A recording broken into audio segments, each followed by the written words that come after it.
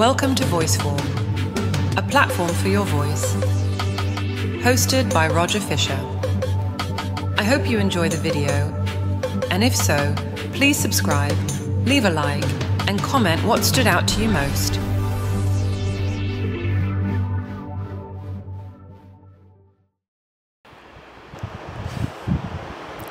You know, it's really fun coming up here. We're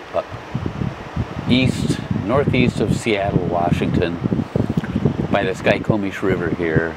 And what happens every time I sit here is I would just like to feel like I have the time, unlimited time, just to sit here and just kind of become the river. So there's no Raj stuff going on, no chatterbox, just the river.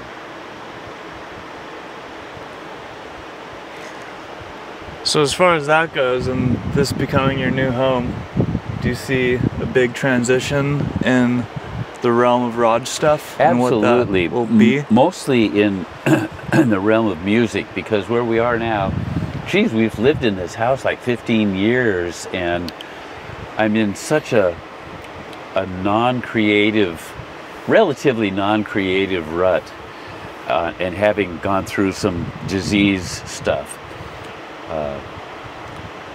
I'm really like a whale about to just splash out of the water and burst forth with a bunch of creativity.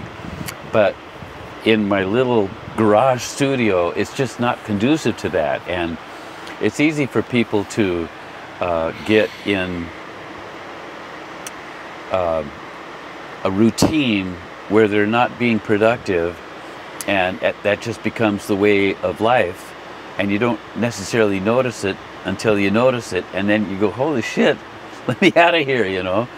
And so this move is going to be great, because I'm going to have a real studio with a stage on it that we can set a band up on.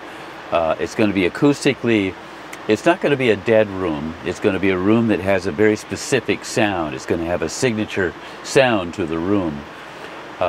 Audiophiles would be able to hear recordings done in our studio and recognize, oh yeah, it sounds like Raj's studio, you know. Mm-hmm. But we'll have the capability of deadening it down with big curtains. So yeah, it will be able to be dead when we want that. But it's going to be a place where I go in there and go to work, and it's going to be really well insulated, so I can just sing my guts out, because in our present garage, I'm thinking, oh yeah, the neighbors are hearing me sing, and when you're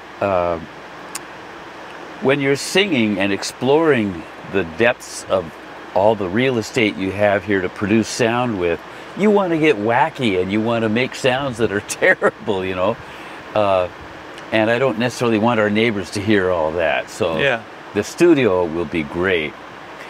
One thing that singers do sometimes is they'll pick a singer and just emulate that singer and find out how they make those sounds the way they do. And then pick another singer and another singer. And that's what I did when I was learning guitar, is that, you know, copy Clapton, Page, Beck, and so many other guitar players, Richie Blackmore. Copy them until you can do them really well. And in that exploration and conquest of that challenging thing to do, you feel their soul, you feel their spirit. And when you can bring Jeff Beck's spirit to a guitar part, all of a sudden you sound good, you know. But copying all those people isn't acceptable. You can't hang your hat on being able to copy people. I mean, you can, and people do. Cover bands, that's what they do. They get really good at that, and that's great. But I wanted Raj. I wanted Raj's thing. So when you hear it, it's, oh, that's Roger Fisher, you know.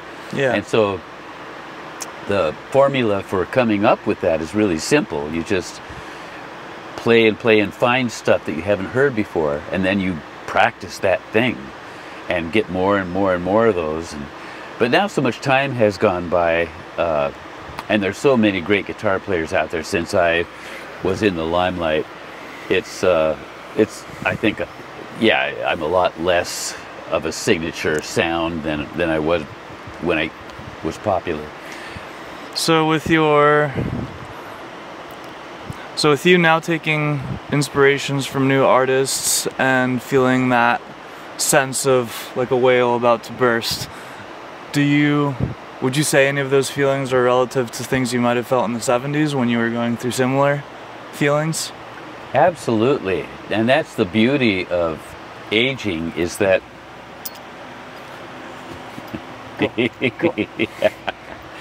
is that we go through all this shit in life. I mean, life was never meant to be easy. It wouldn't be a fun game if it was easy. It's really challenging, and you have to go through all this stuff.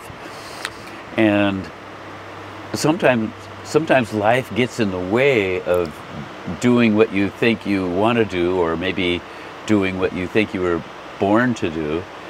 It gets in the way, and you get distracted by other things that have to be dealt with. And but if you don't die because of some disease, or allowing yourself to be taken down by some disease or something like that, or if you don't die from indulging too much, like it's easy to get in that trap, and if your dream can manage to stay alive through all the stuff, if your dream is still there, then when you get your health back and you are beyond indulging in things, then you've got this bright future like you had when you were a teenager, and you had plenty of time.